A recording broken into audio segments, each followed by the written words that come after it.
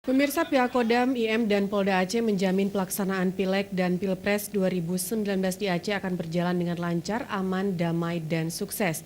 TNI dan Polri akan terus bersinergi melakukan upaya-upaya pengamanan di Aceh, baik itu pelaksanaan pemilu dan kondisi lainnya.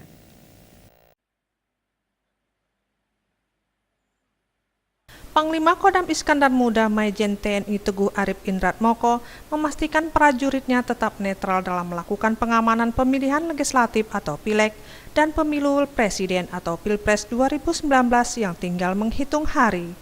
Komitmen yang disampaikan Pangdam Iskandar Muda itu merupakan perintah langsung dari Panglima TNI Marsikal TNI Hadi Cahyanto SIP.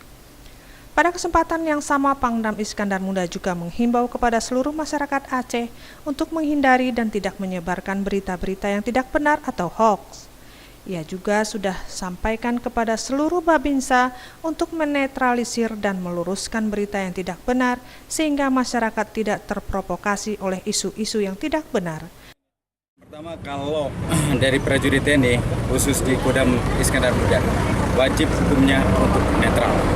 Jelas ya, wajib hukumnya untuk prajurit TNI Angkatan Darat jajaran Kodam Iskandar Muda, wajib hukumnya untuk netral.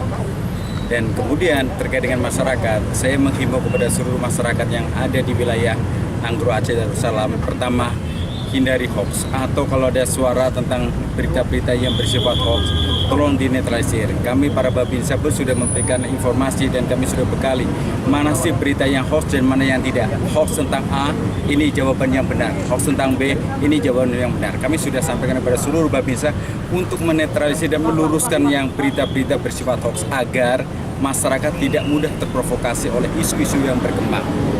Dan kemudian saya juga menghimbau, mari masyarakat semua jangan terprovokasi oleh isu-isu yang tidak benar. Yang rencana ada isu mau terjadi ini tidak. TNI dan kepolisian di wilayah Aceh Nanggro Aceh Darussalam menjamin pelaksanaan pemilu 2019 baik legislatif dan presiden semua akan berjalan lancar, aman, dan sukses.